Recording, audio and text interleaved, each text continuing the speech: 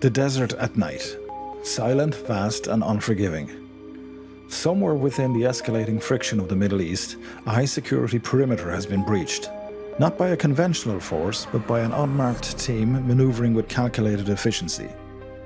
As regional tensions surrounding the conflict with Iran continue to reach critical strategic thresholds, intelligence indicates that elements of the 1st Special Forces Operational Detachment, Delta, are currently deployed, operating in the shadows of this volatile theatre. There are no sirens, no tactical alerts, and certainly no public recognition. The objective is achieved before the opposition even realises they are compromised. This is not a conventional military manoeuvre. This is the precise, calculated deployment of the most secretive tier of the US military. In the contemporary geopolitical landscape, the traditional nature of conflict has fundamentally evolved. We are no longer dealing solely with conventional state-on-state mobilization. We are operating within the complex environment of grey zone warfare, a space characterized by sophisticated anti-access area denial strategies and the proliferation of unconventional proxy actors. This shift isn't happening in isolation.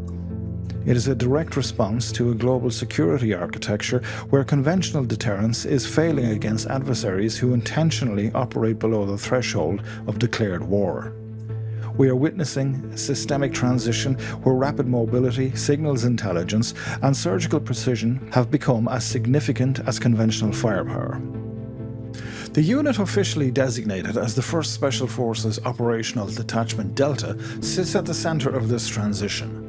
They are the primary asset tasked with operating within these high-risk, denied environments, redefining how strategic objectives are achieved when the deployment of a conventional battalion would be both politically untenable and operationally ineffective. The 1st Special Forces Operational Detachment Delta operates on a level of training that borders on the extreme. The selection process serves as the initial filter, with physical attrition rates frequently exceeding 80%. The objective of this process is not merely to identify the candidates with the highest physical ceiling, but to isolate the most psychologically resilient individuals capable of maintaining complex decision-making processes under acute, sustained stress. Those who succeed enter the Operator Training Course, or OTC. This is a rigorous 6-month cycle of continuous instruction, emphasizing a high-volume, precision-based marksmanship curriculum coupled with advanced tradecraft and technical demolition expertise. The level of technical proficiency required is absolute. Operators are trained in the integration of compact, suppressed weapon systems and the utilization of advanced reconnaissance platforms, including micro-drones capable of mapping target floor plans in real time, often synced directly into the operator's heads-up display.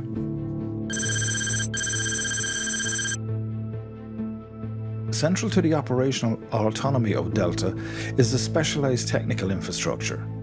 The unit does not rely on off-the-shelf capabilities. Rather, it employs a highly modular approach to tactical intervention. The primary long-arm configuration is the HK416, specifically engineered for increased reliability in high-stress, low-visibility scenarios. For precision engagements, the detachment utilizes the Mark 13 Mod 7 sniper rifle system, which ensures terminal accuracy at extended ranges.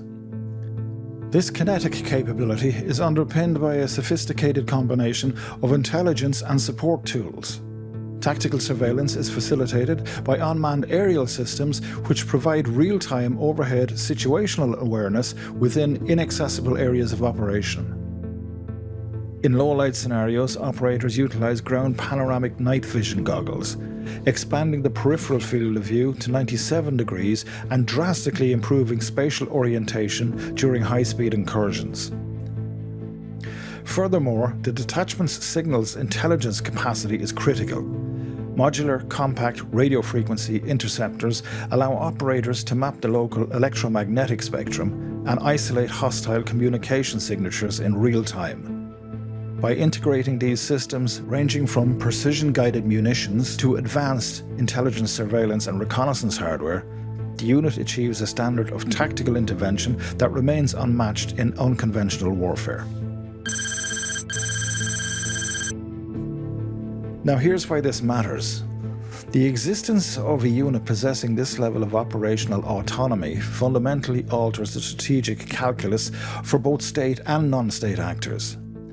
It provides the US National Command Authority with a capability that bridges the narrow critical gap between diplomatic signalling and full-scale military mobilization. By conducting these precise, low-visibility operations, the unit is not simply neutralizing a tactical target. It is transmitting a persistent, clear signal of US reach, capability, and resolve.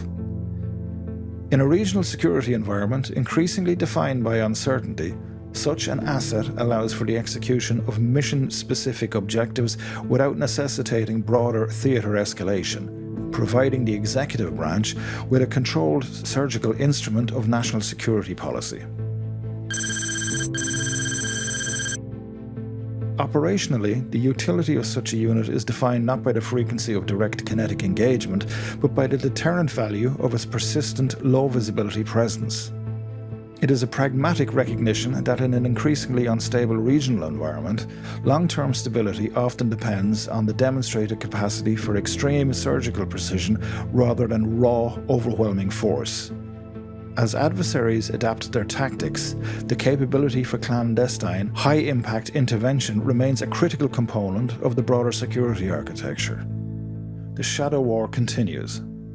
If you enjoyed this video, hit like and subscribe, and I will see you in the next one.